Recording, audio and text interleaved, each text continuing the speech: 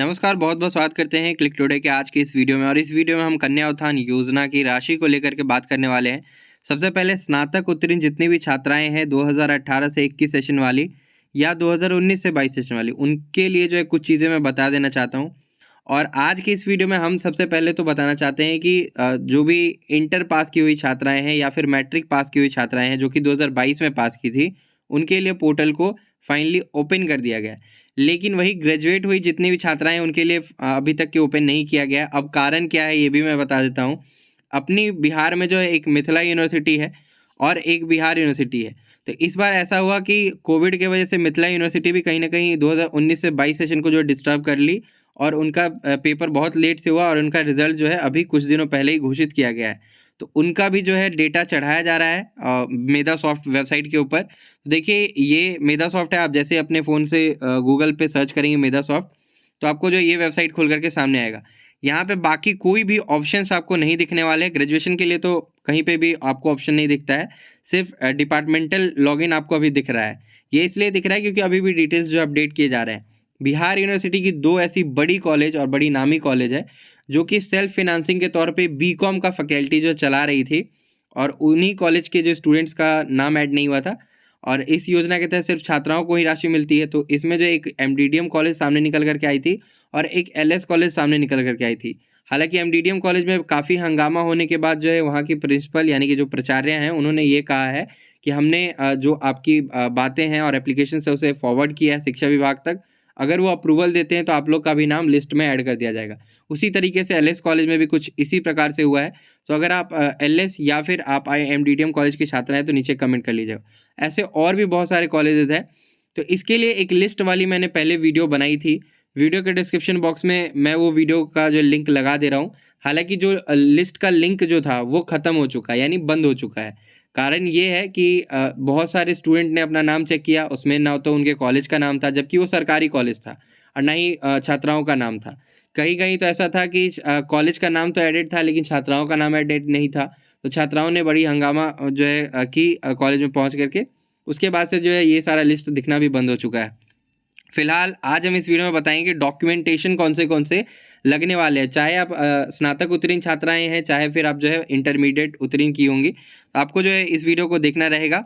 ठीक है, और यहाँ पे मैं क्लिक करता हूँ मुख्यमंत्री कन्या उत्थान योजना, ये इंटरमीडिएट के लिए मैं कर रहा हूँ। हालांकि इसमें जो डॉक्यूमेंटेशन लगने वाले उसके बारे में मैं बताने वाला हूँ। ठीक है, यहाँ पे देखिए इन लोगों को सबसे पहले बोला गया है कि पोर्टल पर पंजीकरण के बाद जो है कृपया विभागीय तथा बैंक से जो है बैंक खाता का जो सत्यापन का इंतज़ार करें। सत्यापन के पश्चात सही पाए जाने पर आपके रजिस्टर्ड मोबाइल नंबर पे और ईमेल आईडी पे आपका आईडी पासवर्ड जो है भेज दिया जाएगा।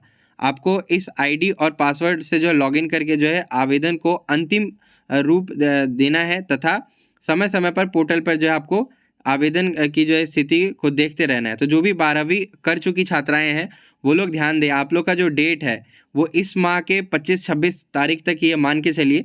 इसलिए क्योंकि 1 से 15 तारीख तक वेरिफिकेशन प्रोसेस कंप्लीट हो जाएगा और उस बीच जो है आपको अपना जो अपडेट वगैरह है वो देखते रहना है। ठीक है, तो आप लोग एक बार खुद को रजिस्टर कर लीजिए, लेकिन रजिस्टर करने से पहले कुछ नियमों को आप जान लीजिए। सबसे पहले कहा जा रहा है कि जो आपका बैंक अकाउंट होगा वो जॉइंट अकाउंट नहीं होना चाहिए, यानी कि आपके माता पिता के खाते से जो जुड़ा हुआ आपका खाता नहीं होना चाहिए। आपका पर्सनल सेपरेटेड बैंक अकाउंट होना चाहिए। उस पे जो आपका नाम है वो आपके डॉक्यूमेंट वगैरह से वेरीफाई होना चाहिए। मतलब जो आपका आधार कार्ड है उससे मैच करना चाहिए और आधार कार्ड पे जो नाम है वो आपके रिजल्ट से मैच करना चाहिए। कुछ भी वर्ड एक भी इधर उधर होगा रिजेक्ट हो जाएगा, आप फॉर्म नहीं भर पाएंगे, आपको लाभ नहीं मिलेगा। फिर बात आती है जो भी इंटरमीडिएट पास की छात्राएं हैं वो अविवाहित होनी चाहिए, विवाहित नहीं होनी चाहिए। विवाहित होंगी तो फिर उनको ये 25,000 की राशि नहीं दी जाएगी। हालांकि स्नातक उत्तीर्ण होने पर 50,000 की राशि दी जाती है और उसमें ये विवाहित अविवाहित का कोई चक्कर नहीं है। अगर उसमें छात्रा विवाहित भी हो चुकी है फिर भी उनको जो है 50,000 की राशि दी जाती है स्नातक में। लेकिन इंटरमीडिएट में ऐसा नहीं है, इंटरमीडिएट में आपको अविवाहित होना पड़ेगा। ठीक है, मतलब अविवाहित ही आपको वहाँ पे करना रहेगा। अगर किसी का अभी शादी हो गया है तो मैं यही रिक्वेस्ट करूँगा कि आप लोग जो अविवाहित वाला ही ऑप्शन चूज़ करेंगे रजिस्ट्रेशन करने टाइम। ठीक है, यहाँ पे लिखा हुआ है apply for intermediate 2022 scholarship only pass in year 2022, जो भी 2022 में पास हुई हैं। ठीक है, और एक्सेस लोड की वजह से ये वेबसाइट थोड़ा स्लो भी रह सकता है। इम्पॉर्टेंट हम जो गाइडलाइन पे चलते हैं, जो भी गाइडलाइंस बनाई गई हैं, ये पढ़ लेना एक बार जो हम लोग को बहुत ज़्यादा ज़रूरी है, क्योंकि ये अगर नहीं पढ़ेंगे तो दिक्कतें आएंगी कहीं ना कहीं। तो यहाँ पे गाइडलाइन में हम चलते हैं, नीचे दिया गया है before filling online application form student are required have following documents. सबसे पहला डॉक्यूमेंट आपका है bank account should be in the name of the student. जो भी स्टूडेंट है उनके नाम पे ही होना चाहिए, जो छात्रा है उनके नाम पे ही बैंक अकाउंट होना चाहिए। IFSC code of bank branch bank account should be active. जो आपका IFSC कोड है, एक तो आपके पासबुक पे जो अंकित IFSC कोड है वो क्लियरली विजिबल होना चाहिए, मतलब दिखते रहना चाहिए, और जो आप डालिएगा उससे वेरीफाई कर लिया जाएगा आपके बैंक से। यानी रजिस्ट्रेशन टाइम पे आप जो भी डिटेल्स देंगी वहाँ से वो बैंक से वेरीफाई कर लेंगे भाई इन छात्राओं का अकाउंट आपके बैंक में खुला है कि नहीं। और जो बैंक का जो आपका ब्रांच होना चाहिए वो बिहार का ही होना चाहिए, और बिहार के आप रेसिडेंस होना चाहिए। तो आपके रेसिडेंस सर्टिफिकेट जो है वो बिहार का ही होगा और आप बिहार से ही बिलोंग करनी चाहिए, ठीक है। Aadhaar number should be in the name of the student, यानी कि आपका जो आधार कार्ड है उस पर जो नाम अंकित है वही नाम आपके डॉक्यूमेंट पे भी होना चाहिए और सही सही होना चाहिए, ठीक है। Mobile number should be unique, यानी कि आपका जो भी मोबाइल नंबर होना चाहिए वो फ्रेश होना चाहिए। ये नहीं कि आपके सीनियर जो दीदी है उसी मोबाइल नंबर से अप्लाई की हो कभी, वैसा वाला मोबाइल नंबर नहीं दीजिएगा। जो आपका रजिस्टर्ड ईमेल वगैरह होगा वो भी आप नया ही दीजिएगा, और या तो फिर अपने किसी फैमिली मेम्बर का दीजिएगा। यानी कि मोबाइल नंबर आपका पापा मम्मी का भी चल सकता है, ईमेल आईडी भी आपके पापा मम्मी का या फिर किसी फैमिली मेम्बर का चल सकता है। यहाँ पे क्या करते हैं, कई साइबर कैफ़े वाले अपना ही ईमेल आईडी यूज़ करने लगते हैं, तो आप कृपया करके अपना पर्सनल ईमेल आईडी देने की कोशिश करेंगे। Important instruction before filling application, यानी कि कुछ महत्वपूर्ण सूचना आपको दी जा रही है आपको फॉर्म भरने से पहले।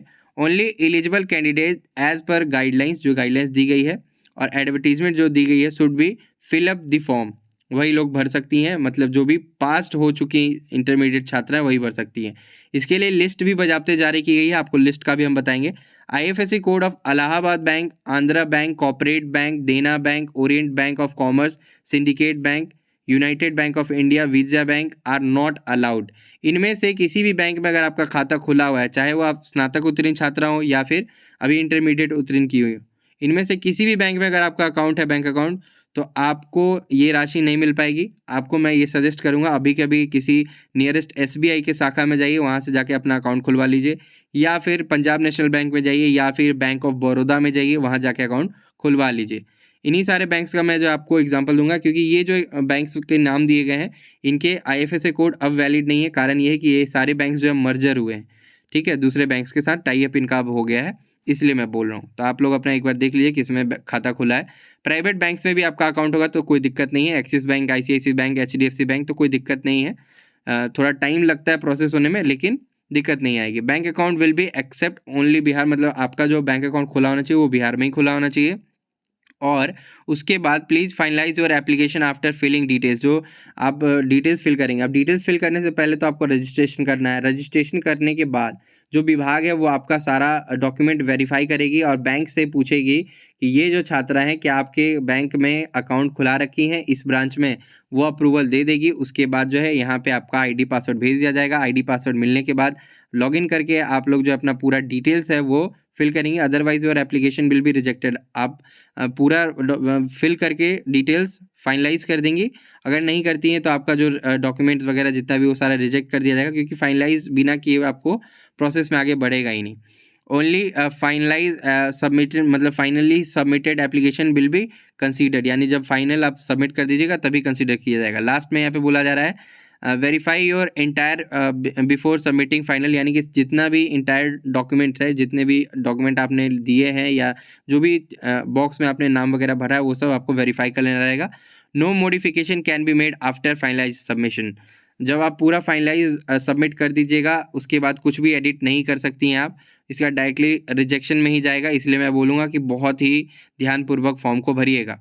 उसके बाद filling the application form will consist of following subsequent steps. जो आपका स्टेप्स रहेगा, सबसे पहला स्टेप्स है क्या, student registered by using their registration number, mobile number, email ID, Aadhaar details and bank account details. पहला काम आपका ये रहेगा। स्टूडेंट में log in by using their user ID and password. जो यूज़र आईडी पासवर्ड विभाग की तरफ से भेजा जाएगा आपके मेल पे और आपके नंबर पे, उसी से आप लॉगिन कर पाइएगा। और थर्ड स्टेप पे फाइनलाइज एप्लीकेशन, यानी आप जब लॉगिन करने का सारा डिटेल्स भर लेंगी तो आपको लास्ट में फाइनलाइज एप्लीकेशन पे जाना रहेगा। चौथे स्थान पे बताया गया है कि print a copy of finally submitted application form. जो आप फाइनली सबमिट कर दीजिएगा वो एप्लीकेशन फॉर्म को आपको प्रिंट करके अपने पास रख लेना रहेगा। 5th स्टेप पे बताया गया है कि verify your bank payment by login between 1 February 2022 to 15 February 2022। यहाँ पे एक चीज़ गलत है, 2022 नहीं होगा, 2023 होगा, क्योंकि 2022 तो कब का बीत चुका है। वेरीफाई योर बैंक पेमेंट मतलब आपका जो बैंक का जो पेमेंट है वो आपको एक बार चेक करना रहेगा, ठीक है। आप अगले महीने चेक करिएगा। तो फिलहाल आपका डेडलाइन नहीं बताएगी कि कब तक के जो आपका ये अप्लाई होगा, लेकिन मैं यही कहूँगा कि अभी आप लोग रजिस्टर कर लीजिए। हो सकता है आपको थोड़ा लेट 1-1.5 हफ्ते बाद आपको जो है यूज़र आईडी पासवर्ड मिल जाए। तो आप पहले रजिस्ट्रेशन का काम अपना कर लीजिए, जो भी इंटरमीडिएट वाली है। ग्रेजुएशन वाली के लिए भी ओपन नहीं हुआ है। लास्टली बोला गया है 6th स्टेप पे, check your application status regularly on site after filling application. जब आप अपना एप्लीकेशन फिल कर लेंगी तो आपको बार बार आकर के वेबसाइट पे 1-2 हफ्ते में चेक कर लेना रहेगा। और चेक करने के बाद जो है यहाँ पे स्टेटस आपको दिखता रहेगा कि क्या हुआ है आपके फॉर्म का, ठीक है। यहाँ पे बहुत सारे ऑप्शंस आ गए। क्लिक हियर टू अप्लाई, आपको अप्लाई करने का ऑप्शन दिया गया है। Click here to student login, आपको जब लॉगिन आईडी मिल जाएगा तो यहाँ लॉगिन पे जाएंगे। व्यू एप्लीकेशन स्टेटस और check your name in the list, इस पर आप जा करके अपने लिस्ट का में जो है नाम चेक कर सकती हैं। जिस भी डिस्ट्रिक्ट से आप बिलोंग कर रही हैं, बांका, भोजपुर, बक्सर, दरभंगा, गया, जहाँ से भी आप हैं, आप यहाँ पे अपना नाम जो है चेक कर सकती है। मधुबनी, यहाँ पे फिर जो है कॉलेज सेलेक्ट करेंगे।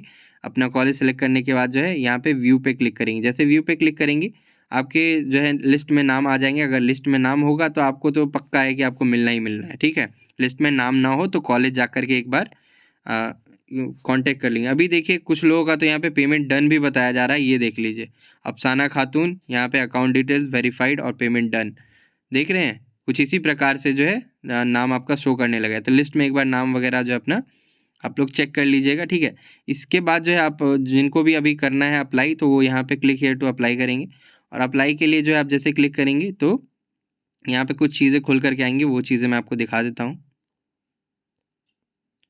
तो देखिए यहाँ पे कुछ इस प्रकार का इंटरफेस खुल करके आएगा, आपको थोड़ा इंतज़ार करना रहेगा और आप जो है अपने डेस्कटॉप से ही इसे खोलिए। स्टूडेंट रजिस्ट्रेशन पहला रहेगा, दूसरा डिपार्टमेंट एंड बैंक वेरिफिकेशन जो होगा, तीसरा आपको apply for scholarship and finalise, यानी कि जब डिपार्टमेंट वेरिफिकेशन कंप्लीट होगा आपको यूज़र आईडी मिल जाएगा। यूज़र आईडी से लॉगिन करके आप जो अपना फाइनलाइज कर लीजिएगा और डिस्ट्रिक्ट वेरिफिकेशन हो जाएगा यहाँ पे। उसके बाद जो है आपके अकाउंट में पैसे क्रेडिट कर दिए जाएंगे। पहले ऑप्शन पे लिखा गया है कि मैंने पंजीकरण के लिए जो है दिए गए निर्देश को पढ़ लिया है, टिक करेंगे। दूसरे पे है bank account number, IFSC code और आधार संख्या मेरे उपस्थिति में ही दिया गया है, इस पर टिक करेंगे। यहाँ पे फिर जो है टिक करेंगे मेरे द्वारा दिए गए बैंक अकाउंट ज्वाइंट अकाउंट नहीं है तथा यह अकाउंट मेरे नाम का ही है। अगर किसी और के नाम का दीजिएगा तो फिर आपको पैसा नहीं मिलने वाला है 25,000। इसके बाद जो है अगले ऑप्शन में आपको मैं एतद द्वारा घोषित करती हूँ कि मैं 10वीं मतलब 12वीं जो है परिणाम घोषित के समय मैं अविवाहित थी, यानी कि जब आपकी ये घोषित हुई रिजल्ट तब आप अविवाहित थी। अगर आप विवाहित कर दीजिएगा फिर आपको नहीं मिलेगा। यहाँ पे फिर है मैं बिहार की निवासी हूँ और मैं अपना आधार संख्या को स्वच्छतापूर्ण दे रही हूँ, मतलब अपने संदर्भ में, मतलब आपके उपस्थिति में ही खुद से और आपके कंसेंट से ही ये दिया जा रहा है। और कंटिन्यू पे क्लिक करेंगे। जैसे यहाँ पे कंटिन्यू पे क्लिक करेंगे, यहाँ पे आपका पूरा रजिस्ट्रेशन नंबर डालना रहेगा, आपका नाम, डेट ऑफ बर्थ आप अपने 10वीं के मार्कशीट से देखिएगा और आपके आधार कार्ड पे भी डेट ऑफ बर्थ सेम होना चाहिए। कुछ भी अलग होगा रिजेक्ट में जाएगा और आपको पैसा नहीं मिलेगा। टोटल मार्क्स आपने जितने 10+2 में यानी कि 12th में जो भी पाया है वो डालेंगी। यहाँ पे विवाहित में यस वगैरह मत करिएगा, नो करके ही रखिएगा, यस करते ही पैसा नहीं मिलेगा। आधार नंबर डालिएगा, यहाँ पे नेम एज़ पर आधार नंबर, यहाँ पे आधार नंबर पे जो मतलब आधार कार्ड पे जो आपका नाम है वो डालिएगा इस बॉक्स में। इसके बाद जो है आप फीमेल है क्योंकि ये लड़कियों को ही मिलता है। इसके बाद आधार नंबर डालिएगा, डेट ऑफ बर्थ डालिएगा जो कि आधार कार्ड पे होगा और वेरीफाई करिएगा यहाँ से, वेरीफाई आधार, तो ये आपको वेरिफिकेशन के लिए ले जाएगा। मोबाइल नंबर डालिएगा, ईमेल आईडी डालिएगा, उस पर ओटीपी वगैरह जाएगा, आपको वेरीफाई करना रहेगा। वो सब वेरीफाई होने के बाद आईएफएससी कोड डाल करके यहाँ पे बैंक का नाम ऑटोमेटिक आ जाएगा। फिर जो है आप बैंक अकाउंट का नंबर डालिएगा, कंफर्म बैंक अकाउंट पे करिएगा, प्रीव्यू करके एक बार प्रीव्यू करने के बाद जो आपका पूरा यहाँ पे फाइनल सबमिट का ऑप्शन आ जाएगा, ठीक है। इतना आपको कर लेना है। इंस्ट्रक्शन एक बार आप जो है पढ़ लीजिएगा, उसके बाद ही ये सारा काम करिएगा। और इसके बाद जब ये सारा काम कर लीजिएगा, सबमिट कर दीजिएगा, तो इसके बाद विभाग की तरफ से आपको लॉगिन आईडी, पासवर्ड आपके नंबर पे और ईमेल आईडी पे भेज दिया जाएगा, जिससे कि लॉगिन करके आप जो है फॉर्म को फाइनलाइज़ कर पाएंगे। तो यही इम्पॉर्टेंट अपडेट जो कि देना था। और स्नातक उत्तीर्ण छात्राओं के लिए जो पोर्टल होगा ओपन होगा इस महीने के अंत तक। तो देखिए क्या होता है, जो भी अपडेट्स होगा हमारे चैनल पे दिया जाएगा। तो चैनल को सब्सक्राइब करके बेल आइकन को ऑन कर लीजिए, वीडियो को लाइक ज़रूर करिएगा, शेयर ज़रूर करिएगा। तब तक हम चलते हैं, धन्यवाद।